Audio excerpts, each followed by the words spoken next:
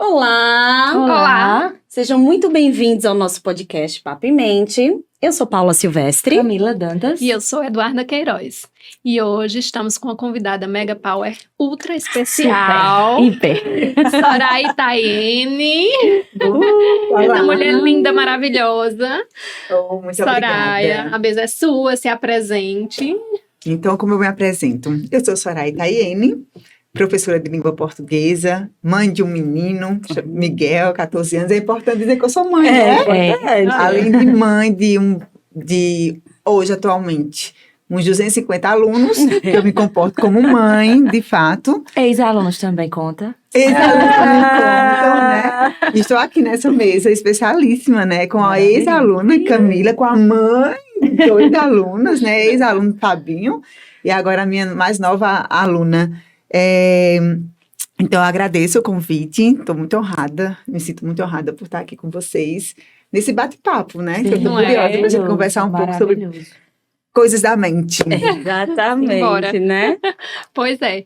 E aí, Soraya, me conte aí, no curso lá, né, de redação, como você se relaciona com muitos jovens, adolescentes que estão nessa fase de Enem, é uma fase que mexe muito com as emoções. O que é que você tem percebido pós-pandemia? Vamos aí, comece. Falando em pós-pandemia, algo assim que eu notei muito é que esses meninos chegaram para mim, eu sou professora de cursinho hoje, eu tenho um cursinho há 10 anos. Então, naturalmente, eu costumo receber alunos de 3º ano ou mesmo que já terminaram o ensino médio. Era comum receber alunos mais maduros, com mais foco, disciplina, como a gente tem atendimento para a correção da redação, dificilmente algum aluno faltava. Pelo contrário, queria produzir mais.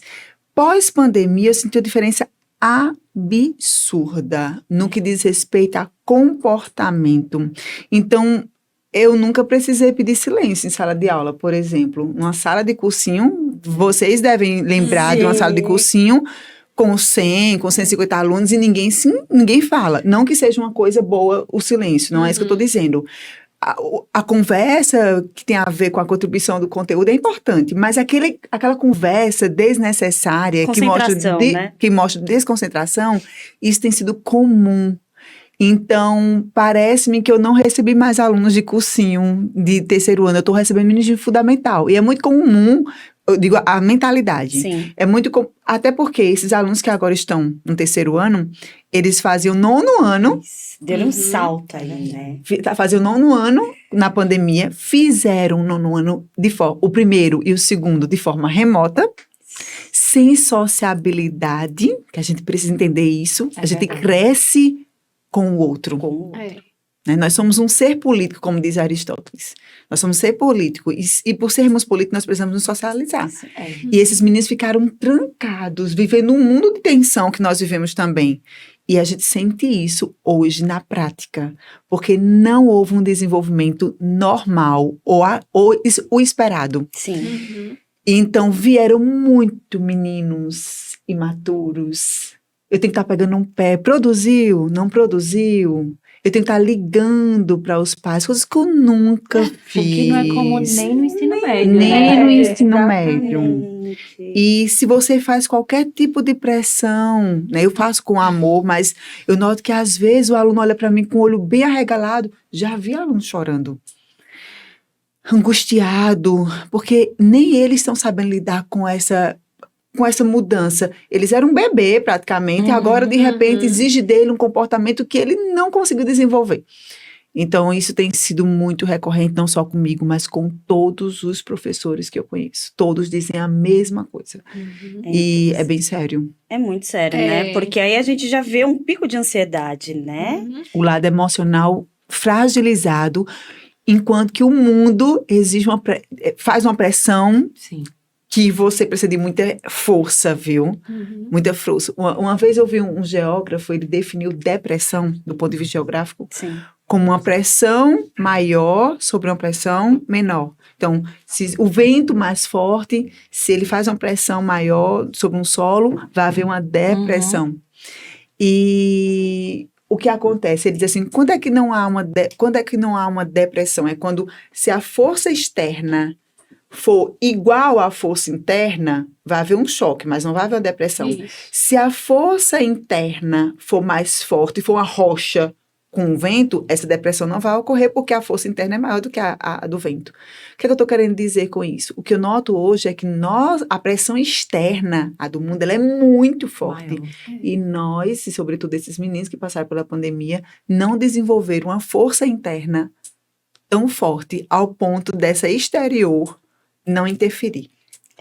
Então, o que eu tenho sentido é isso, é uma fragilidade natural que todos nós temos, mas diante da pressão exterior, essa fragilidade se mostra ainda maior.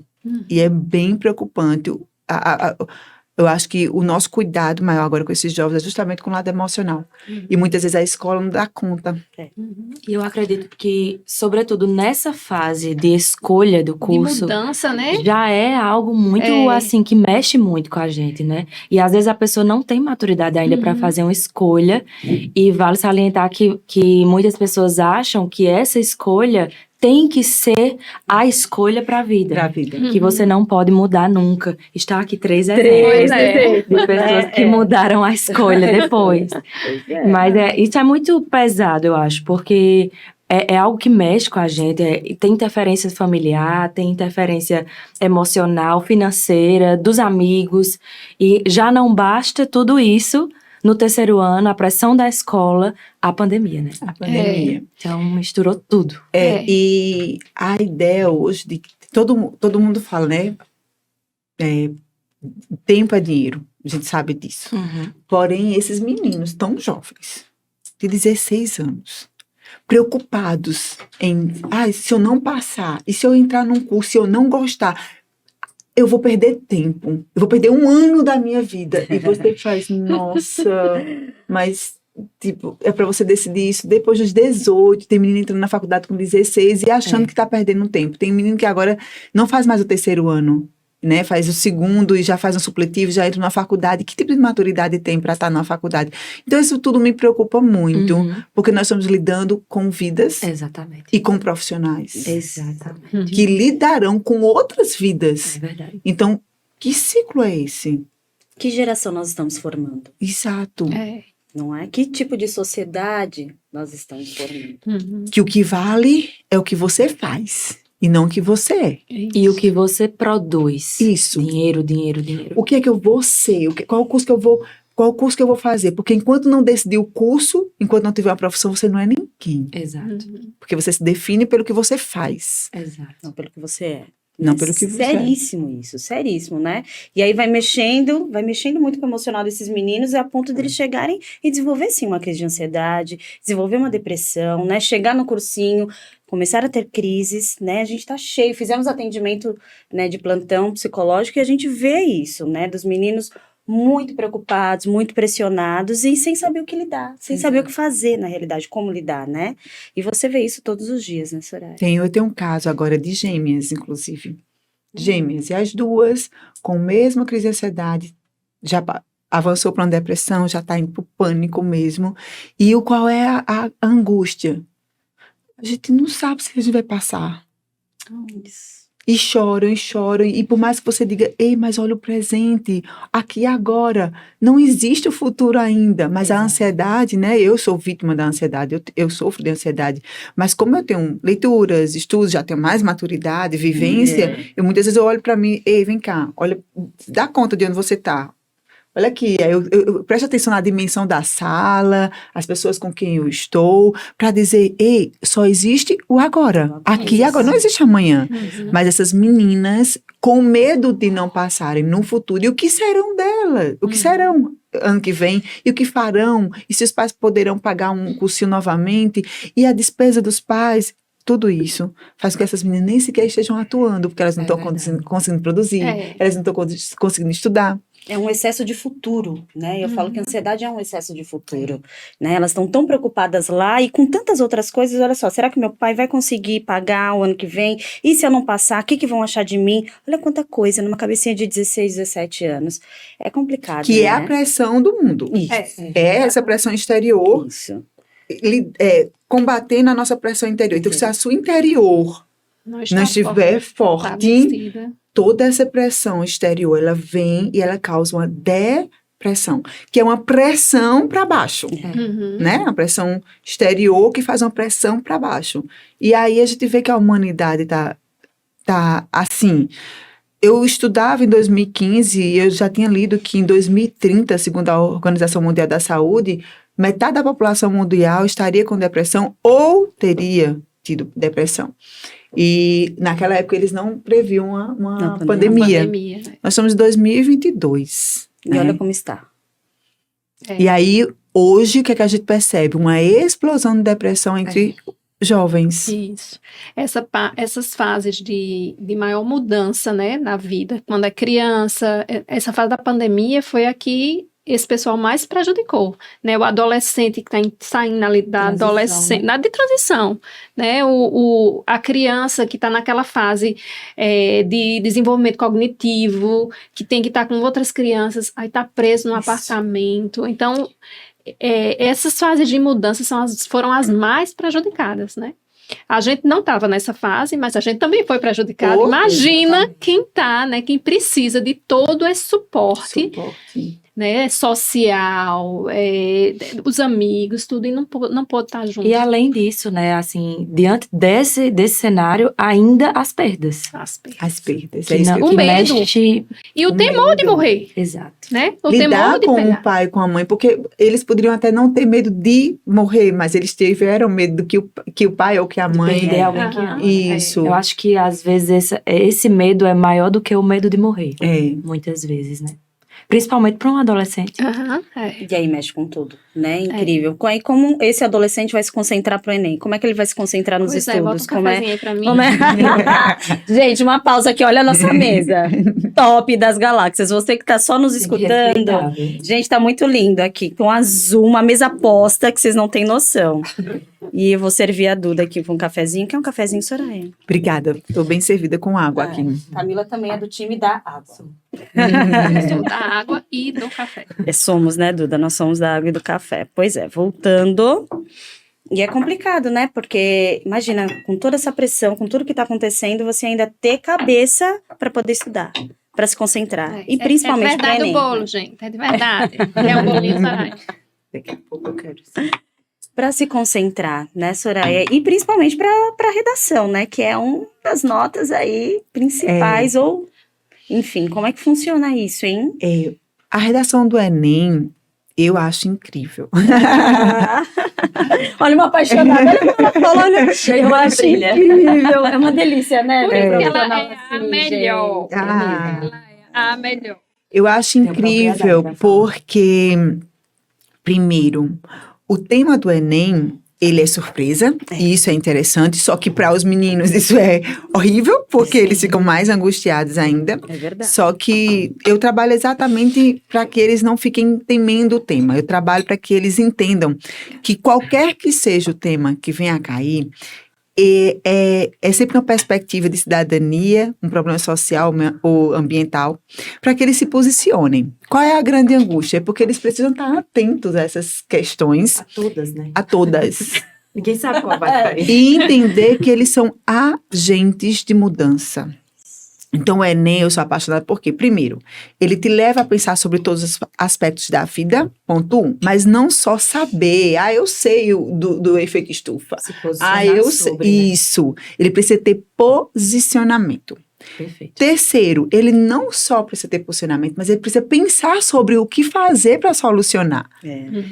E escrever de forma clara. Então, entenda, é uma tarefa árdua, complexa, mas como quando você desenvolve de forma adequada, sai um monte de jovem atuante, pensante. Não são pessoas que são levadas a qualquer vento de doutrina, mas eles têm fundamento para poder defender um ponto de vista. E, naturalmente, eu acredito que daqui a algum tempo nós teremos jovens que se tornaram adultos que vão pensar nas questões sociais por um outro viés, pensando na solução, e não só porque a gente tem uma mania de sempre apontar problemas. Isso. Uhum. A gente não aponta, tá, eu tô achando que esse bolo aqui, sei lá, ele não tá ele tá muito doce. Tá, qual a solução? Porque só temos esse bolo. Me diga, ele tá doce, a gente vai comer? Qual a solução? Não, a gente não vai comer, o que você vai fazer? Então, vamos apontar o problema, mas também a solução. Então, o Enem tem essa proposta de você falar sobre o seu posicionamento, contra ou a favor, mas propõe alguma coisa para solucionar. Então, eu acho isso muito positivo. E eu trabalho nessa perspectiva para que os meninos entendam. Eles são sujeitos, você. Nós não estamos aqui simplesmente vítimas dos problemas, mas nós podemos ser agentes também de solução. Então, isso me encanta. E é esse trabalho que eu desenvolvo nos alunos, independentemente do tema. Quem é você nessa sociedade? Quem é você? Você tem contribuído para essa situação piorar ou melhorar? E uma vez que você identifique qual é o seu posicionamento, o que você pode fazer agora, a partir de agora. Então, eu acho que se feito um trabalho bem feito, dá para a gente humanizar e elevar o pensamento crítico desses meninos. Quando um professor trabalha só na perspectiva de ensinar um texto meramente para obter uma nota, então é um trabalho... Eles passam a ter raiva da escrita. Eles têm ódio do Enem. E passa a ser um momento somente de tensão, porque quem gosta de ser avaliado? Não é? É Entende? complicado, Mas quando eu digo para eles assim, antes de qualquer coisa, eu trabalhei com eles agora o tema a constância naturalizada do desperdício de alimento no Brasil. E aí o foco não é desperdício de alimento, mas é o quanto esse desperdício é constante. Então é a constância naturalizada do desperdício de alimento. Ou seja, além de ser constante, tornou-se natural desperdiciar alimento. Banal, né? E aí, no Enem, você precisa desenvolver esse tema pela perspectiva filosófica, histórica e lá. Tá, qual repertório que eu vou utilizar? Antes disso, você desperdiça? Isso tem sido natural para você? Né? O questionamento. Porque no momento eles ficam logo nervosos. Ai, meu Deus, eu não lembrei nenhum fato histórico, nenhum filósofo que fale sobre isso, não sei o que. Antes de qualquer coisa, você. No seu meio. Você desperdiça? Hoje você desperdiçou? Isso é constante? Tem sido natural? Uma coisa banalizada? Eita. Aí depois que se humanizam, que entendem que aquilo ali faz parte dele, e não é simplesmente um mero tema para que ele utilize a escrita para dizer que sabe, aí sim a gente vai trabalhar repertório. Vamos lá, no período de Getúlio Vargas, houve uma queima de café aqui no Brasil, justamente por quê? Porque houve um excesso de produção, e porque houve um excesso de produção, barateou o café. Só que a indústria não queria isso. Então vamos desperdiçar para poder aumentar o valor. Então, olha a nossa origem de desperdício, por onde vem, e vamos pensar na cultura. E daqui a pouco esses repertórios, esses conhecimentos que eles já têm de história, de filosofia, aparecem. Isso. Mas antes de tudo, eu quero que eles saiam da sala de aula entendendo que quando ele desperdiçar um alimento, isso é cultural. E o que eu posso fazer? Né? Quando você traz sentido, né, para aquilo. Sentido. Eu acho que muda tudo. E é tão... Eu me lembro quando eu fiz Enem, eu me lembro até o tema que caiu no Enem. Na época era acessibilidade. Não sei nem quantos anos atrás. Era acessibilidade. E eu lembro a sensação, assim, de você pegar um tema que, se você parar para olhar sobre a acessibilidade até hoje, é algo que é discutido. E faz parte da nossa sociedade. Na época não fazia tanto quanto faz hoje. Era o início daquilo. Mas é tão gratificante você pegar um tema e você se identificar com ele. Eu faço parte disso. Eu coopero com isso. Eu vivo num lugar onde isso acontece. Você não pensa nem... Eu acho que você faz automaticamente essa ligação histórica, filosófica, porque o aluno é treinado para isso. Sim. Porém, quando você se identifica, aquilo faz sentido de uma forma que flui. É natural. Não é uma coisa forçada que você faz. Ai, meu Deus, tenho que encher linguiça pra terminar isso aqui.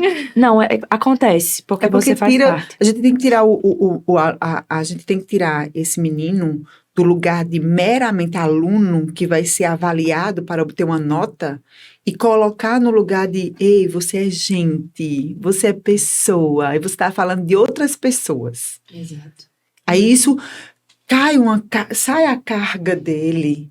E durante o processo, isso é muito importante. Eu sei que no dia lá do Enem, ele vai ter que humanizar, mas vai ser prático. Sim. Mas estamos num processo. É. Enquanto professora, qual é o meu dever? Porque ensinar uma pessoa a fazer um texto, por fazer um texto, é fácil. Mas lidar com o jovem e alcançar o propósito que eu desejo, que é fazer com que eles se valorizem enquanto pessoas e valorizem outras, eu uso o texto, eu uso a escrita, eu uso minhas aulas como pretexto para esse objetivo. Agora, no final, ele sai aprendendo a escrever, ele sabe usar a língua, tudo bem direitinho, mas ele sai, antes de tudo, pessoa. Porque o que é o mundo, se não isso? A gente está lidando com pessoas, senão a gente vai estar lidando com um monte de monstro, um monte de máquina, pronta para produzir, pronta para causar efeito. Que é isso que o mundo se propõe, né? É. Né? Você tá humanizando, trazendo, fala assim, peraí, né? Vocês existem, vamos humanizar e daqui a gente vai produzir e vai dar certo. Né? E principalmente agora, né? Nesse pós-pandemia, que como você falou, os meninos estão chegando muito imaturos, muito novinhos, né? E você ainda tem um trabalho dobrado. Dobrado, essa é a palavra. Não é? Ô, Soraya, assim, e durante esse tempo de Enem, existem temas, já teve algum tema que foi assim, catastrófico, digamos assim, para a elaboração, que bloqueou muito o aluno? Porque a pergunta, deixa eu tentar, às vezes eu não sei quais são os temas, porque faz muito tempo que eu fiz, assim, uns 5 anos. Mas, assim, algum tema que induza o jovem, né, a pessoa que está fazendo o Enem, falar sobre algo que ela não acredita naquilo. Defender algo que a pessoa não acredita. Não sei se há essa possibilidade. Entendi. Vamos um exemplo, a legalização do aborto, né? Eu solicito, né, na redação que fale sobre... Se posicione, né? Que se posicione sobre isso, né? Não tem. Até agora, não. Foram temas que dão conta de um problema social, na perspectiva mais de acolhimento, de inclusão. Esses temas mais polêmicos, que são muito duais, né, mesmo, ou você é uma coisa, a favor do aborto ou contra, eles ainda não caíram, espero também que não caia, né? Até porque o objetivo é fazer com que esse aluno, de fato, pense sobre a temática, se posicione, solucione e escreva um texto coerente. Se trouxer essa polêmica, então acho que vai ficar mais politizado, efetivamente,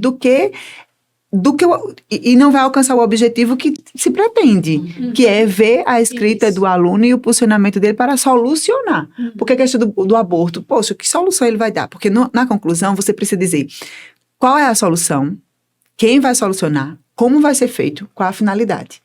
Então, um tema como o aborto vai ficar um pouco complicado para um monte de jovem trazer uma solução. Então, até então, esses temas mais polêmicos, duais, não caíram, não. O que cai é uma coletânea, né, que são os textos motivadores, e o aluno precisa entender, desenvolver aquele tema a partir daquele eixo que foi apresentado para eles nos textos motivadores, que geralmente não são polêmicos, mas são textos que trazem lucidez, conhecimento. Por exemplo, o ano passado, falou sobre registro civil.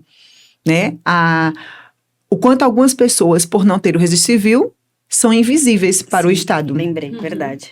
Então, são temas que fazem com que a pessoa... Nossa, existem pessoas que não têm o registro civil. Caiu temas como a lei seca, né? Os efeitos da lei seca em 2013, só que a lei era desde 2008. Em 2013, ninguém ainda sabia que existia essa lei. Existe essa lei. A questão dos surdos. Também tem lei. Tem essa lei. Então, são temas que geralmente vem uma lei já existente, que ainda é desconhecida ou descumprida. E que a gente passa a ter um olhar mais atento para isso, e então a sociedade como um todo tem conhecimento e passa a agir de modo diferente. Melhor. E para esse ano, tem alguma dica? Você tem alguns palpites aí do que possa ser a redação desse ano? Não. Ninguém tem. Eu selecionei, inclusive vou dar um aulão agora, né, dia 9 de novembro. Então eu selecionei uns 20, mas não com a pretensão de adivinhar ou dizer vai cair ou não, porque qualquer tema pode cair. Possível. Qualquer. O bom do Enem é isso. isso. Mas o que é que a gente pode trabalhar? A gente trabalha mais eixos, né? Então, na perspectiva da saúde, quais seriam os temas que poderiam cair e por quê? Então, por exemplo, a epidemia da obesidade infantil no Brasil é um tema interessante. Pós-pandemia, a obesidade aumentou consideravelmente, sobretudo no que diz respeito às crianças. Então, se uma criança é obesa, ela tem 80% de chance de ser um adulto obeso. Sim. É um assunto importante para a gente discutir hoje. Então, tem infinitos temas importantes dentro de cada eixo. Tecnologia, por exemplo, desafios de inclusão, o desafio para incluir idosos no meio digital é muito pertinente. Então, para cada eixo, eu tenho algumas sugestões, mas eu não aposto em nenhum. Entendi. Nenhum. Agora, eu gostaria muito que caísse algo relacionado à alimentação. Gostaria muito. Mas, vamos dizer assim, se você dissesse alguém apontando uma faca para mim, você vai ter que dizer um tema. Você vai ter que apostar em um. O autismo. Saiu uma lei recente, né? Uma lei que traz direitos garantidos para os autistas e o quanto a família precisa ter esse conhecimento e a sociedade também. Então, eu acho que se eu tivesse que optar por algum, seria autismo. Vai ser esse o foco da minha aula, inclusive. Então, olha as dicas de ouro, Melina, dicas de milhões. Pois é. Esse curso podia ser para adultos também, né, Soraya? Não Mas ser ano só que para vem, preparativo para menina. Enem, não. Pois é, todo mundo me pede muito. E sabe que é o meu maior desejo, Duda? Eu não sei se vocês sabem, mas eu fui reprovada em língua portuguesa. E é por isso que eu sou professora de português. Uau! Há quem pense que, por exemplo, se eu ver um professor de matemática, eu digo assim, bom, ele gostava muito de matemática, né? De física, ele gostava muito de física, porque fazer uma faculdade e ser professor, pronto, eu sou o contrário. É doido. É doido. Chega a bater. Fiz o caminho completamente contrário. Eu fui reprovada em português, na alfabetização, não aprendi a ler na época, por uma questão emocional. Olha só o meu propósito. Por uma questão emocional, porque meu pai e minha mãe se separaram na época, e como um morava num lugar e outro morava em outro, eu ficava uma semana com um, uma semana com o outro, terminava que não ia para a escola como deveria. Terminei o ano sem saber ler. E minha mãe chorava muito na época, meu pai culpabilizou, né, minha mãe por eu não ter passado, ela chorava muito e eu perguntava, mãe, por que você está chorando? E ela dizia que era porque eu tinha sido reprovada. Na verdade, ela estava chorando porque ela tinha se separado e ela não tinha como me dizer isso, né? E como existia um fato, eu fui reprovada, ela dizia, por que você foi reprovada? Naturalmente, essa criança carrega até hoje uma culpa, Verdade. né? A culpa pelo sofrimento da minha mãe. E pequena, eu decidi que jamais eu faria minha mãe sofrer novamente. E eu passei, então, a estudar muito e me tornei uma das melhores alunas, tirando 10 em quase tudo, menos em português. E eu nunca tirei um 10 em português. Então, quando eu decidi que queria ser promotora, advogada ou juiz, alguma coisa do tipo, eu sabia que eu tinha que me expressar bem, escrever bem, como se eu não sou boa em português, porque essa foi a crença que foi formada em mim, eu não sei português. Então, eu decidi fazer o curso de letras para saber português. Nossa. Foi bem pesado. Eu confesso que eu não gostei de ter cursado letras, né? Mas o que eu quero dizer é que hoje o meu cuidado com esses meus alunos é porque eu entendo que no meu caso, eu achava que eu não sabia português. E o quanto aquilo me impedia de falar, de ler, de escrever de forma fluida. E o quanto aquilo me impediu de acreditar que eu poderia ser boa em alguma coisa. E hoje, meu objetivo é justamente fazer com que muitas pessoas, e sobretudo meus alunos, entendam que não é exatamente o conhecimento de uma matéria ou de outra que vai fazer com que eles sejam bons. E por que eu estou falando isso? Duda me perguntou se tem curso para adulto. Ano que vem, eu pretendo fazer isso porque eu tenho muitos outros alunos que já passaram da fase do Enem, que queriam continuar comigo, que queriam continuar estudando português, outros adultos que acreditam que não sabem português e queriam estudar. E eu queria fazer esse curso voltado para o prazer. E não para a decoreba, e não para a regra pela regra. Porque se fosse a regra pela regra, a gente teria estudado. A gente passou a vida na escola estudando.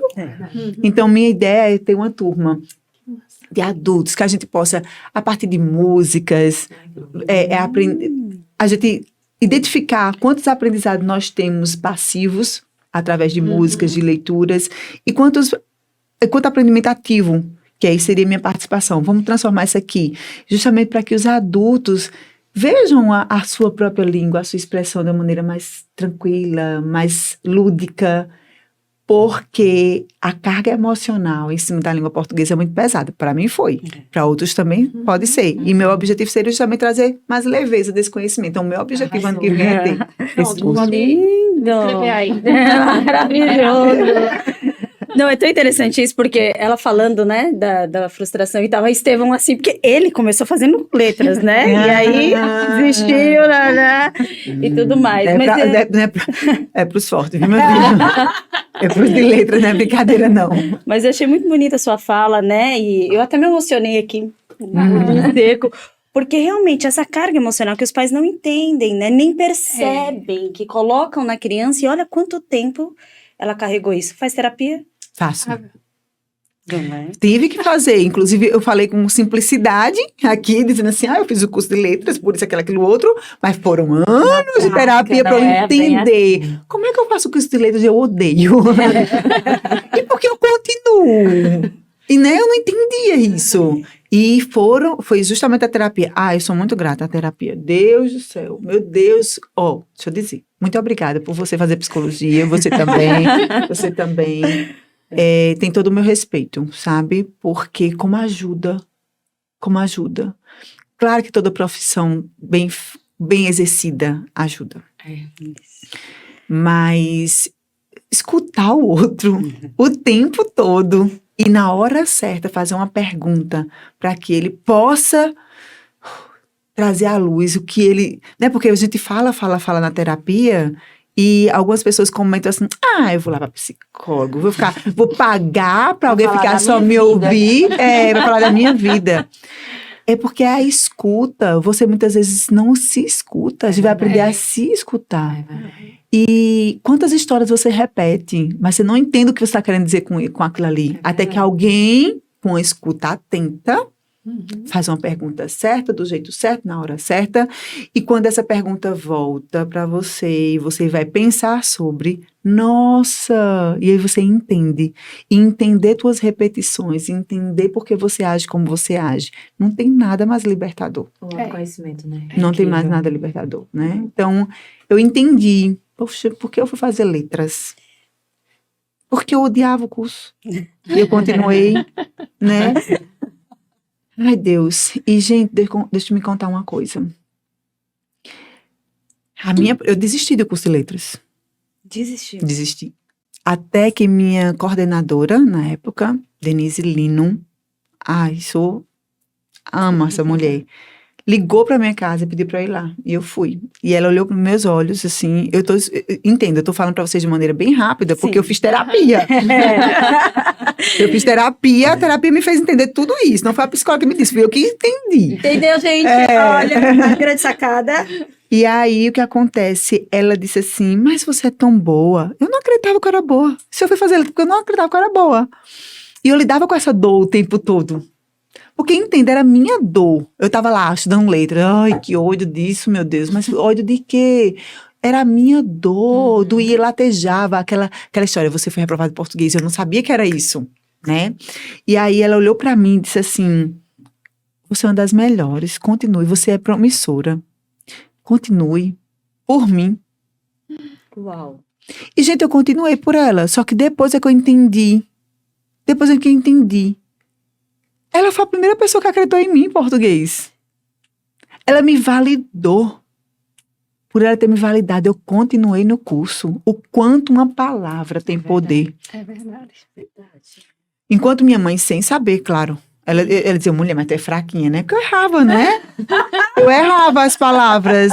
Exemplo, casa com Z, problema, sei lá, não sei com que palavras eu errava. Que é super natural uma criança. Não é? E aí, quando eu errava a ortografia, mulher, mas tu é fraquinha, né? E isso me fez acreditar que eu era fraca. Ficou, Foi a né? crença que foi instaurada na sua cabeça, né? E aí, quando minha Pela pessoa que professora... tem mais valor pra vocês, sua mãe. Exatamente.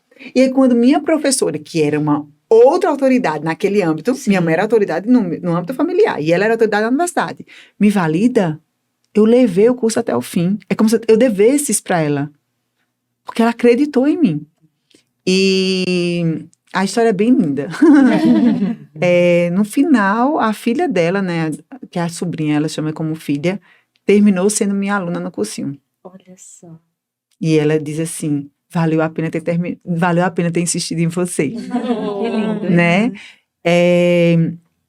Então, assim, eu entendo, eu nem lembro porque eu comecei a falar sobre isso, mas a terapia me fez entender que foi a validação de Denise que me fez terminar o curso de letras. Uma palavra. Você é boa. Você tem um futuro promissor. Eu acredito em você. Você consegue, É. você é capaz, É, né? coisa que você era, né? Você é, mas Sempre foi, né? Só não sempre foi. percebeu. Só faltava alguém lhe mostrar. E aí, quando terminou o curso de letras, Soraya, você se sentia capaz? Não. E aí a professora disse para mim assim, Soraya, tem uma turma no Regina Coeli que precisa de um professor e a turma, como foi que ela disse? Ela disse assim, tem o seu perfil. A turma tem seu perfil. Aí eu fiquei querendo saber qual é o meu perfil. Aí Boa, Por ótimo. favor. ela continua e diz assim, a professora saiu, foi TBB, e já entraram 2 professores. A turma expulsou. Uau. Aí eu pensei É o seu perfil. E eu lembrei que isso daquele quer livro, Pais Incríveis, sei lá, Alunos Fascinantes, Filhos Brilhantes, Alunos Fascinantes, que conta a história, né? Algo escuro. De um professor, de um professor que teve exatamente essa situação. E ele chegou lá e revolucionou a escola. Não, aí quando ela disse que tem meu perfil, eu juro, a autoestima tão baixa, que eu disse assim, não, eu sou trabalhosa assim. Mas ela tava querendo dizer o contrário, que eu tinha perfil pra segurar a turma. Isso. Gente, como assim? Aí foi outra validação. E aí eu tive que ir, porque minha professora auxiliadora tinha me validado. Mas eu não tinha coragem, eu não sabia, eu não acreditava. Fui. E fiquei muito nervosa, eu perdi 2 quilos de tão nervosa que eu fiquei, que eu fico logo sem comer. E eu sei que eu dei conta, entrei na sala, os meninos gostaram de mim, ao ponto de 2 meses depois a professora ter que voltar, e eles não fizeram uma carta de 10 Expulsaram a metros para a diretora, pedindo para que eu ficasse na escola, e eu fiquei. Então ela pagou 2 pessoas, a professora efetiva e eu. E ficou ficando, porque E eu fui sua aluna. E aí é onde tá, a minha história é essa. Todos os anos eu assumi uma turma e deu certo, e depois mais turmas, depois outras escolas. E graças a Deus, todos os anos são anos de sucesso. Mas o que eu quero dizer, demorou a acreditar que eu era boa. Mesmo com toda validação, demorou a acreditar que eu era boa. Ao ponto de quando eu desisti de ser professora, eu pedi demissão de todas as escolas. Chegou a esse ponto. Cheguei. 3 meses depois, os alunos disseram assim, a senhora podia dar aula particular pra gente? Eu disse, aula particular? Mas vocês são tão bons, eu vou dar aula particular de quê? Não, gente, se a senhora disser assim, bom dia, boa tarde, a gente já tá feliz. Oh, meu Deus. Aí eu disse assim, então vamos nos encontrar e combinar um horário. Eu já tava morrendo de saudade de sala de aula. E aí a gente encontrou, eu combinei com 5 alunos pra gente se encontrar. E a gente se encontrou no Babilônia às 2 horas. Quando eu cheguei, que eu subi as escadas, tinha 30 alunos assim. Ou tá vindo algum evento aqui, o que é? Nós devemos se inscrever no cursinho da senhora. Eu digo, como? Cursinho? Eu Meu abri um cursinho. cursinho. Aí eles, não, a gente veio para o curso da senhora. Foi assim que começou meu curso. Gente, que incrível. Foi E aí que aí- você entendeu que você era boa? Não. Ainda? Não. Foi ainda. Aí foi que eu pensei assim, mas o que vocês estão fazendo aqui? Não tem cursinho não, minha gente. Não, tinha um que tinha feito já 2 cursinhos. Eu não sai. Eu expulsei, o nome dele é Israel. É Israel, ele tem toda a história com ele, né? E o que eu quero dizer é o seguinte, aqueles meninos me trouxeram nervosismo. Como assim? Eles estão acreditando em mim? Ah, meu Deus! E eu Tirando da achava, zona de conforto total ali, né? eu achava que eu era uma farsa. E nós, Paula. Só que não. 10 anos de cursinho, 10 anos que os primeiros lugares são meus, 10 anos que as notas nota 1000 são do meu curso, 10 anos de alunos que testemunham que aprenderam comigo. E agora é que eu tô acreditando que eu sou boa. Uau. Caiu a ficha agora. Olha uma crença instaurada lá É. atrás. Olha só. Isso porque fez terapia. E porque eu fiz terapia. Imagina quem não faz, quem não se permite. Não, quem não se permite, eu acho que assim, a história seria completamente diferente. Ela não teria enfrentado nada disso e hoje estava em outra área completamente. E a gente estava perdendo. Campina Grande, o Brasil, o mundo estava perdendo Soraya Taene. Né? Imagina, olha, hoje a satisfação, olha como ela fala, os olhos como brilham e tudo mais, né? Todo mundo fala isso. E brilha mesmo, Brilha. Hoje eu sou muito feliz sendo professora, muito feliz. Eu não sei fazer outra coisa. E qualquer outra coisa que eu viesse a fazer, você vai ser cabeleireira, vou. E depois eu vou dar aula de como fazer o cabelo. Eu amo ser professora. Agora, eu amo ser professora de língua portuguesa e de adolescentes. Talvez porque eu tenho uma mensagem, de alguma forma implícita, talvez, subentendida. Ei, você é capaz. Ei, não acredita que uma nota te define. Ei, não acredita que você não é bom porque você não conseguiu determinado resultado naquela época. Você é bom porque você é bom. E outra, nós temos múltiplas inteligências. Por que alguém que não é bom em matemática é considerado inadequado para o mercado? Ou que ele não é bom? Gente, Neymar, ele tem uma inteligência espacial que eu não tenho. Olha aquele homem jogando. Ele tá com a bola no pé aqui, mas ele sabe quem tá com a direita, a esquerda. Ele dá uma volta e a bola vai pro lugar certo. Aí, vamos dizer, porque esse cara não, digamos, não sabe matemática ou física ou química, ele não é inteligente? Pois é. Todo mundo é bom. Todo mundo Agora, é a bom. escola, o nosso modelo de ensino determina que bom é aquele aluno que é bom em português, matemática, química, física, isso aqui, e bom é aquele que tira 10. Isso. E o aluno desculpa, eu não vou dizer nem aluno, eu quero dizer, e a pessoa que não consegue aquele resultado, que não faz parte daquela turma com os melhores resultados, começa a se desvalorizar. Começa a achar que ela não serve. É verdade. De repente vai sair dali uma mãe incrível que a sociedade está precisando. É verdade. Vai sair dali uma artesã como ninguém. Exatamente. Um vendedor. Um vendedor. Sabe? Então, é isso que eu quero mostrar para os meus meninos. Que, assim como aquela nota que me reprovou definiu a minha tristeza durante anos, outros alunos têm pensado da mesma forma porque não obtiveram a nota que deveria. Mas não é a nota que define. Ali é só um sistema. Só que está tão enraizado que passou a ser verdade.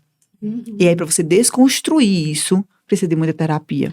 Ou de pessoas com uma formação já de vida, que mudou para poder passar, sabe? Isso E um sistema ultrapassado, né? ultrapassado. Porque o ensino brasileiro já está muito ultrapassado.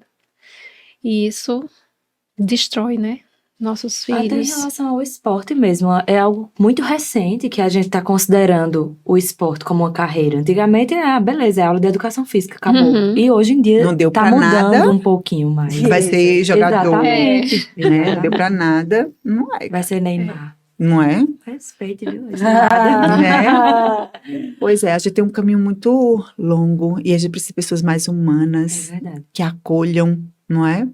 Tem aluno meu, eu tô com uma dentista lá no curso, decidiu fazer medicina. E ela terminou semana passada, não conseguiu fazer a redação e mandou uma mensagem pra mim. Eu não consigo, eu sou incapaz, eu devo ser burra. Madura, né? 29 anos já, formada. E aí você olha, a criança, quem tá Gritando. dizendo que é burra, que é incapaz, ela ouviu isso em alguma época da vida, porque ela não conseguiu alguma coisa. E aí essa mesma criança, no corpo de uma mulher de 29 anos, tá dizendo que não consegue porque não concluiu uma redação. E aí é esse momento que eu tenho que conversar com ela e dizer assim... Aí entra a metade minha, psicóloga, com pouca capacidade, mas com muito amor, de simplesmente fazer essa pessoa enxergar, vem cá, uma pessoa que terminou odontologia, que exerce sua profissão de maneira maestral, é incapaz, diz mesmo, relaciona aí suas incapacidades. Porque você não conseguiu concluir uma redação na hora certa, do tempo que você achava que deveria.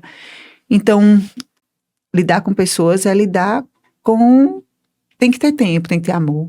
Não é muito interessante isso, porque como você tem uma experiência, você passou por isso, né?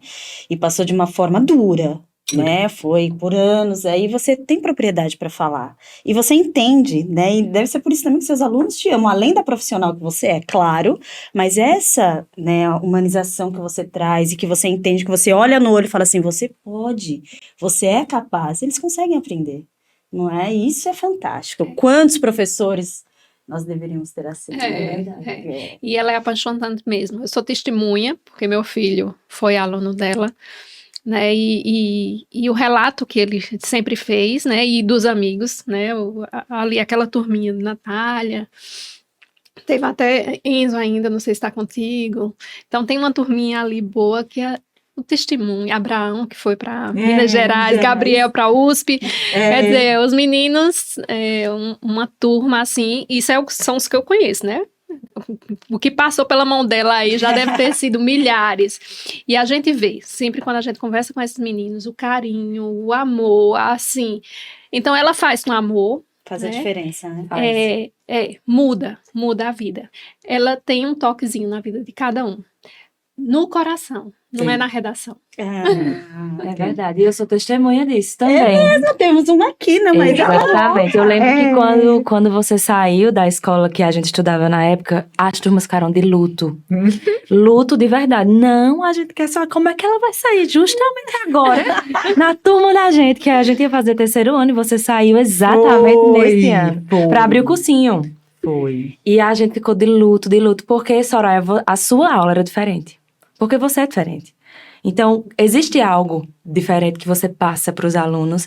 E eu me lembro que quando eu me formei em Direito, eu mandei uma mensagem para você, agradecendo, porque realmente você fez a diferença na minha vida. Existem coisas que aconteceram na quinta série que eu lembro. Eu lembro até, por exemplo, você levou o seu álbum de casamento pra minha turma na quinta série, pra gente ver. E foi. Uma coisa tão particular. E você compartilhou com a gente. Eu lembro que tinha um momento da leitura. Leitura compartilhada. Leitura compartilhada. Nem trouxe hoje um livro pra fazer a leitura compartilhada. Isso vem desde... Essa leitura compartilhada é desde o primeiro dia de aula. Era algo muito forte, intenso. E a gente, muitas vezes, não tinha maturidade para entender o que aquele texto queria. Mas você destrinchava ele para que alunos de quinta série, com 11, 12 anos de idade, pudessem ir profundo naquilo. E eu me lembro de muita coisa. Eu me lembro de uma aula sua que me marcou muito. Eu acho que foi na 7ª série. Antiga 7ª série. Que você falava sobre o que nos define. E muitas pessoas diziam assim, você é filho de fulano? Lembra disso? Lembro. Aí você dizia, não, você é quem você é. E pra você ver, isso é algo tão forte, tão profundo, e uma criança muitas vezes de 12, 11 anos, não tem essa percepção, mas você trazia isso pra gente. Então você me marcou. Eu agradeço demais. Inclusive hoje é dia 15 de outubro, hoje é dia do professor. Nada mais especial. Soraya aqui. Esse relato maravilhoso. Eu lembrei daquela música, né? Sua carne não te define. Exato. Não sei se você conhece. É uma música que eu acho que é a sua cara. Então, trabalhar muito bem, era muito bacana. Você falando sobre isso, né? A nossa cultura ocidental, ela define as pessoas pelo que elas exercem. Exato. Mas a cultura oriental, por exemplo, pegando a cultura judaica, uma criança, quando ela tem 12 anos, você pega a Bíblia, né? Jesus foi apresentado ao grupo judeu aos 12 anos de idade. Ele foi apresentado como filho de José? Não.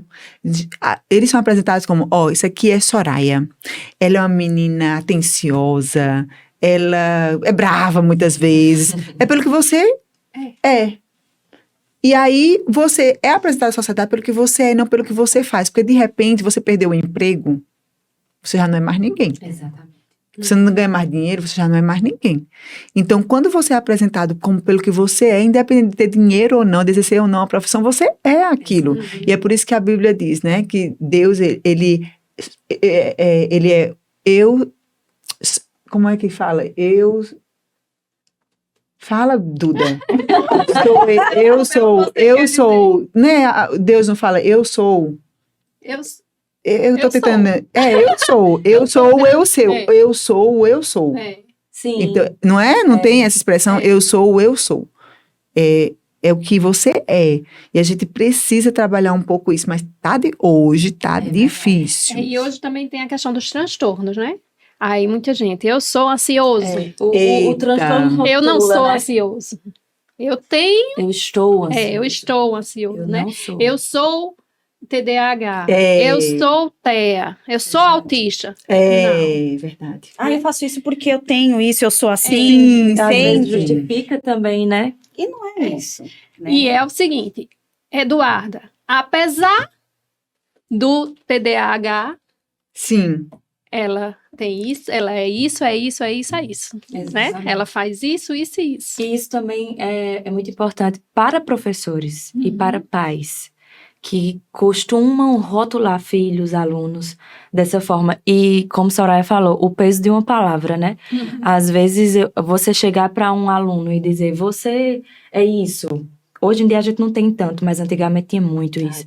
Os pais falando, né? E o quanto que uma palavra como essa pode ir para a vida, positivamente ou negativamente. Então, Eu tenho um testemunho, assim. Iago, ó, ele mandou esse vídeo pra mim, é de um cara que tava indo pra bandidagem e uma professora resgatou e ele mandou pra mim. E aí disse assim, a senhora fez coisa similar comigo. Não sei se já lhe disse, mas eu lhe admiro demais. Se eu conseguir superar o ensino médio, onde todo mundo no colégio me botava pra trás por uma condição minha, que ele era considerado TDAH, foi porque a senhora acreditou em mim ali que eu ia conseguir. Sou muito grato a toda a luz que você me deu na escola. Iago dormia todas as minhas aulas. E eu, brava, mandei chamar a família. E aí a família me justificou que ele dormia porque ele tomava medicação para TDAH. E eu disse, ele não tem TDAH porra nenhuma. Ele não tem nada disso e tal. E hoje em dia que eu fico pensando, sabe, Camila, você me falando que eu li esses textos pra você, eu digo, meu Deus, eu não tava percebendo que eles eram de quinta série, não. Eles tinham 11 anos, 12 anos. Eu acho que eu criei um mundo fantástico no Bob. deu certo.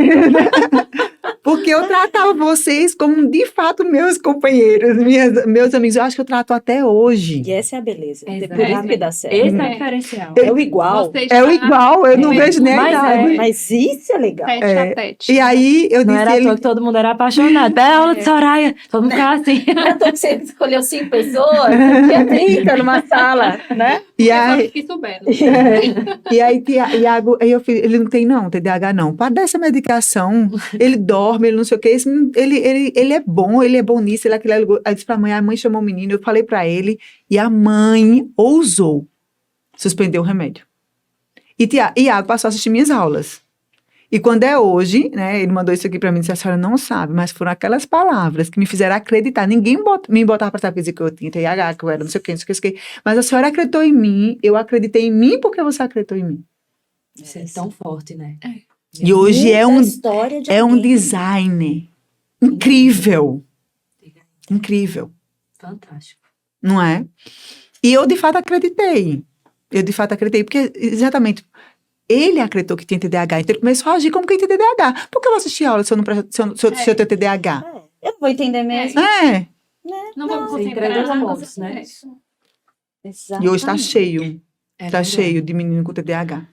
Ou que acredita. Até meu filho tava com dificuldade de assistir aula. Mãe, eu acho que eu tenho TDAH. Miguel, você tá querendo um rótulo? Pra quê? Pra ter uma prova diferenciada? Meu filho, você não tem TDAH. Você tem muita capacidade. Agora você pode ter preguiça. Não vamos misturar as Aí coisas. você rotular como TDAH é mais fácil que você procurar remédio e justificativa para continuar sendo preguiçoso. Mas acorde. Vamos lá, deixa eu organizar seu horário aqui. Pare de usar o computador de tal hora, faça a atividade tal hora, e não sei o que, você vai ver. Pronto. Mudou. Deu certo. É. Claro que a gente tá falando isso, gente, mas tem, casos tem. Claro, Tem, que precisa de tem. medicação, que precisa de acompanhamento, né? Ninguém aqui tá desmerecendo ninguém. A gente tá Isso. falando que o rótulo, isso não te define. E também que existe né? preguiça. E que existe preguiça, né? galerinha. Justificar com rótulo, Exato. justificar a preguiça. Exatamente. É. Não é assim que todos nós somos capazes. Com rótulo ou não, com, Isso. né, com um transtorno ou não, somos capazes dentro das nossas limitações, Exato. dentro das nossas habilidades. Uhum. Né? Isso todo mundo é E capaz. temos espaço no mundo, né? Todos têm espaço no mundo. E se eu tive uma aluna com autismo, meu Deus do céu, ela terminou a faculdade, coisa mais linda do mundo. Um exemplo foi, ela terminou o curso, uma das primeiras, só traz notas maravilhosas, e hoje exerce a profissão dela. Autista. Pois é. Não tem No isso espaço pra dela, ali do jeito impedido. dela, dentro do limite dela. Agora, a gente precisa reconhecer esses diferenciais, né? Na sociedade, ela rotula. Exato. É mais fácil rotular. Ó, todo Muito. mundo se encaixa aqui, né? Porque aí não tem trabalho, né? Não tem trabalho. Aqui, vamos fazer uma receitinha e ok. Mas não é assim, né, Soraya? Não é, não. Funciona. Soraya, a gente tá indo pro nosso finalzinho, Já? infelizmente. Já. Mas... A última dela foi de 4 horas. Ah, 3 horas, No entendeu? mínimo. Tá agora. as 4 horas, né? Não, mas a gente marca outra. Tá certo, tá certo, tá Quando você certo. for lançar o curso, meia Entre volta, adultos. não é? Sim, ótimo. Mas para essa galerinha, né, que tá aí pré-ENEM e tal, dicas de Soraya, pra gente terminar. Em todos os sentidos, tanto, né, pressão e tal, dicas de Soraya. Tá. A primeira dica que eu dou é o seguinte: todo mundo sabe, pelo menos se pressupõe que a gente sabe aonde quer chegar, né? Mas entenda, eu não sei, eu quero chegar ao correio, por exemplo. Mas se eu não souber onde eu estou, eu não tenho como calcular a rota melhor para chegar no correio. Então, para chegar onde eu quero chegar, eu preciso primeiro identificar onde eu estou. Então, quem vai fazer ENEM, né, tá inseguro. Eu não sei se eu vou chegar, se eu vou conseguir a nota. Primeiro, calma, onde você está, o que você está fazendo. Porque eu preciso entender, se eu pego se eu vou pegar um Uber, eu digo assim, eu quero ir para a universidade, mas ele vai te pedir a localização atual. Porque quando ele sabe a localização atual, ele sabe planejar qual o melhor percurso e o percurso menor, e que gaste menos dinheiro. Então, a gente precisa muitas vezes saber onde está, para poder calcular que percurso fazer, quanto de esforço eu vou ter que gastar para chegar onde eu quero chegar. Caso você não faça isso, seu cálculo não vai ser adequado, você talvez gaste mais esforço e demore mais a chegar onde você tem que chegar. Então, hoje, onde eu estou? O que é que eu sei? O que é que falta? Porque aí, se eu já sei isso, eu preciso não mais saber sobre isso, o que é que falta. Então, eu vou estudar aquilo que falta. Né? Do ponto de vista da redação, a mesma coisa. Onde eu estou? Em que eu estou sendo bem avaliado? O que falta? Então, vamos investir naquilo que falta. Esse eu acho que é o primeira dica. E a segunda é que cuida do emocional. Cuida do emocional. Tem prazer. A gente vive hoje sacando muito da gente. E se a gente vai num banco e precisa sacar, se você sacar o que você não depositou, a conta vai ficar negativa. É verdade. Então, se você precisa no dia estar tranquilo, se você estar animado, se você precisa estar bem, deposita hoje. Deposita essas emoções, tendo prazer, buscando momentos que vão te dar pelo menos 1 hora por dia, que te dê tranquilidade, que te dê prazer. Deposita. Porque no dia vai ser só saque. Você vai precisar. Mas se você sacar aquilo que você não depositou, a conta vai ficar negativa. É verdade. E aí no dia você sai esgotado. Então, as duas coisas. Tem que ter estoque. Tem que ter estoque. Tem que ter estoque. E uma das coisas que a gente não aprende é a ter prazer, né? E entender também o nosso perfil. Tem gente que tem prazer sozinho, lendo, numa rede ou dormindo. Tem gente que, mesmo cansada, é o meu caso, eu posso estar cansada como eu estiver. Se eu estiver numa roda de amigos, eu saio de lá energizada. Então, existem pessoas que se energizam com o mundo exterior, tem pessoas que se energizam com o mundo interior. Descubra qual é a sua forma de energizar. Como um celular, ele precisa de uma tomada para carregar. Você, como um celular, como um aparelho, digamos assim, precisa carregar. Qual a sua forma de carregar? Qual a sua tomada? Se carregue porque vai ter um momento de uso. Uhum. E vai descarregar de novo, e você carrega de novo, e é assim a vida. 110 ou 220. Eu também sou 220.